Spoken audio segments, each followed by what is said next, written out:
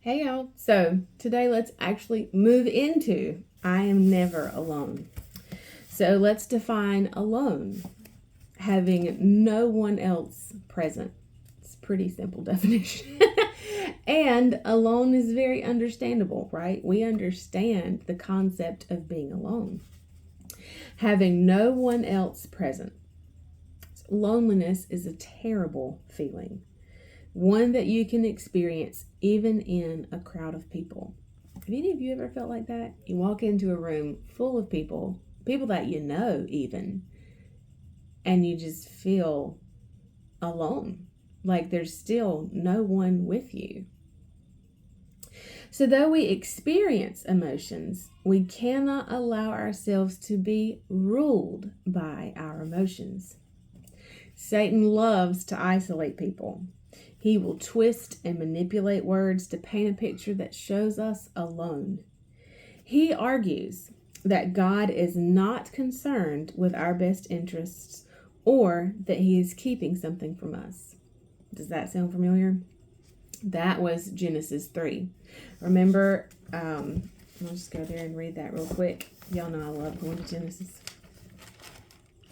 Way back in the beginning. Genesis 3:1. Now the serpent was more subtle and crafty than any living creature of the field which the Lord God has made. And he, Satan, said to the woman, can it really be that God has said, you shall not eat from every tree of the garden? And the woman said to the serpent, we may eat the fruit from the trees of the garden, except the fruit from the tree which is in the middle of the garden. God has said, you shall not eat of it, neither shall you touch it, lest you die. But the serpent said to the woman, you shall not surely die. For God knows that in the day you eat of it, your eyes will be opened, and you will be like God, knowing the difference between good and evil, and blessing and calamity. So, Satan tempted Eve with, God is holding out on you. And, of course, we read on, she was deceived.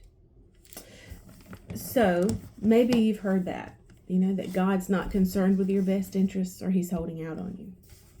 Or maybe you've heard this line, you've done too much to expect God to take care of you. You don't deserve his care, basically. My friend, let me encourage you. When God speaks, he means it. He doesn't change his mind.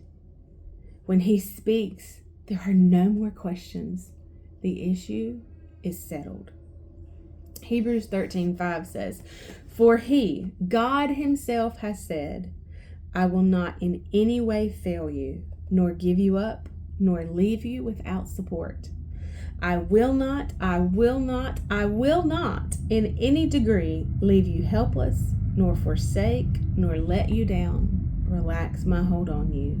Assuredly not. That's the words of God our Father, our Abba.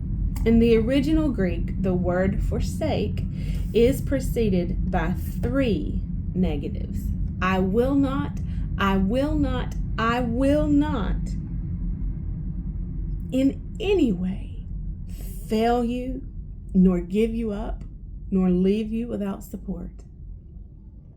What encouragement and what peace we can take from that.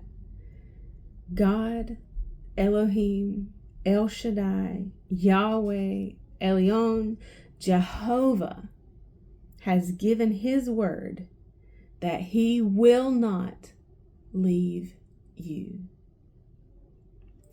And that's where, the struggle comes in, right? Because we read that he said he will not leave us, he will not forsake us, he will not fail us, he will not give us up.